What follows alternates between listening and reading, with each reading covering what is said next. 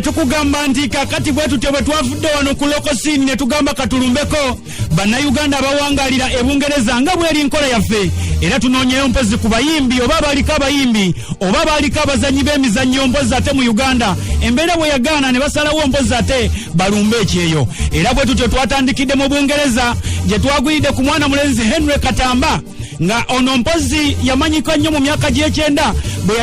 bwe yayiwawo tuni mpozi ate eyali ekwata ku mbaga ya Ssaabasajja ebiseera ebyo era bw'atyo twamuguddeko mpozi ng'ali mu Bungereza naye ate be yatubuulidde mwana wattu nga biyungula ezziga nga biraga nti byantiisa nnyo mu Bungereza ekintu si kirungi okusinziira ku ye bw'atunnyonnyola. Nze Henry Katamba abali mu programu Morokoso bannange mbabuuzaako bali kwekumira ku Radio Semba nze yakuyimbira akayimba kali ak'omutanda afunye omubeezi ke nasoogerako nga nkyali muto tusanyuke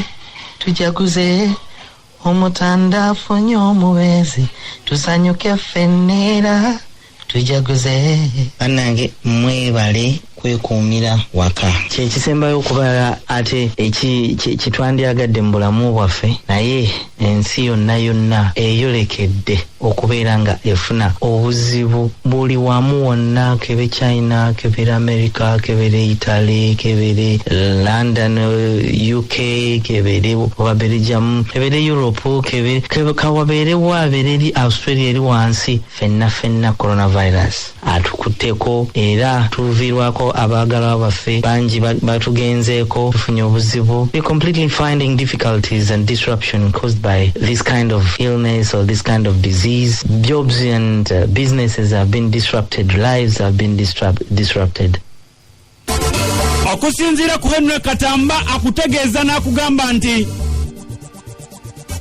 ffe tukyakabya kajanja ku lockdown yatuteereddwako agamba ewaabwe Bungereza ate bwe bali serious nnyo olw'ensonga nti okuggyako ng'omulimu gw'okola gugasa nnyo eggwanga bwe guba tegugasa ggwanga beera waka wano we yatutegedde n'ekyama n'agamba nti okusinziira ku bantu abaffe e London waliwo olunaku we lwakya abantu 9 ne bafa omulundi gumu mu lunaku lumu. Mimi Bungereza wonna wagali amaduka magali banka nzigali obutale bugali shopping centers ezisinga nzigali nayenga we just leave home for very limited purposes such as buying food, medicine, exercising a little bit, seeking medical attention, travel from work or to work is only for those people who have essential purposes. Kati abantu abo bebakkiriza okutambula bebajjanjaba abantu polisi oba abamaji abantu ba fire brigade kugamba abali essential balina emirimu egitalina kuyimirira obulamu bugenze bungi nnyo olunaku olwajjo nga 9 abantu bafudde abantu 93 e Bungereza olunaku lumu kyokka nga namba ey'olunaku olwavuddeko nga 8 abantu bafa nga balinga eyo mu 8 olunaku lumu bannange abantu bangi abasinga balirira mu nursing homes ate namba baleka tebajja counting for ennyumba z'abakadde ng'ate tebafiiridde mu ddwaliro abamu ddwaliro namba zirabika ziba accounting for ze namba zibabala obulungi okusobola okuleeta feedback ku lugundi ku National Health Services Data Center.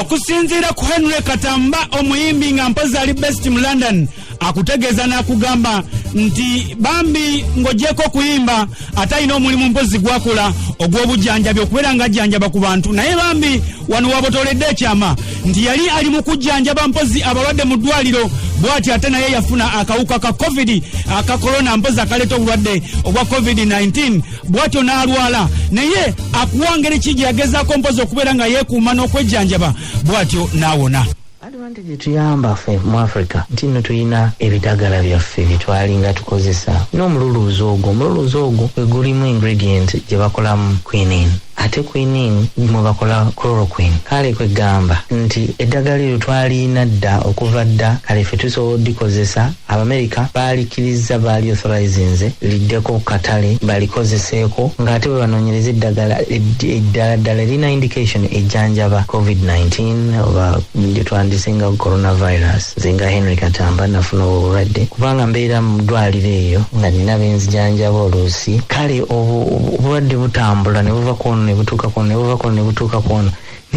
nze mbadde nina kyenkozesa eniimu ne tuzifumba ne garlic tugatamu entangawuzi ne tuyiwamu kohane omubisi gw'enjuki ne tuteekamu ebintu bye tuwaase oba ku micungwa oba ku nanasi oba ku miyembe byonna ne tubiteekamu ne tufumba kati ne twenyokeza oba ne tweyoteza oli steam in fact kiwandikise kwe steaming n'oteeka face w'ofumbira guli omukka guli biba bitokota omukka nga face yo gitadde omwo weebisse n'ekigoyi oba tawel n'osobola okugira omukka guli n'ogusika ne guyingira mu mawuggwe kati akawuka kano wekandibadde kanfectingira amawuggwe awo ate gweoba ositiminzeeyo tekaagala bugumu. Okusinziira mpozi ku Katamba agamba nti tulina okulindako ennyo olw'ensonga nti sayansi yalina okubeera nga ataganjulwa nnyo bazuule eddagala we linajja naye akimanyi nti sayansi alwawo nnyo ne tulina okubeera bagumiikiriza. Tuke tulinde amagezi ga science weganaba gatutuusiza nti twandifunye antibiotics oba kitwandisinga vaccines oba kitwandisinga eddagala ennyini kati tulinda science ne research byonna bituyambe naye bitwala ebbanga tone nnyo vaccine tone nnyo yanditutenga myezi nga 18 singa bibadde essaawa ennaku ziri ezirinomo nga buli bagenderako pace yaabwe ne bakola zi studies zaabwe eza science. Ng'abayimbi abalala Henry Katamba agamba naye yali alina ekivulu ku lunaku lwa Easter nga mpozi Easter negenda kubeerawo olunaku olw'enkya wabula ekivulu ekyo ne kisazibwamu ng'era bw'owulira emipiira gya Premier n'emirala bwe gyasazibwamu kubanga enkuŋŋaana zaali ziwereddwa akawuka kano kadduka nnyo ng'abantu bali nnyo mu mugotteko. Yes, tulina ekivulu ekya Easter Bash in London kyali kigenda kubeera Forest Gate naye ebivulu byonna mu Bungereza babisazaamu all public gatherings bazisazaamu omupiira Premiership. Imagine the Premiership okugisazaamu eyingiza billions of dollars ekyo kiba kinene nnyo ekintu ekigiyimiriza kiba kikulu nnyo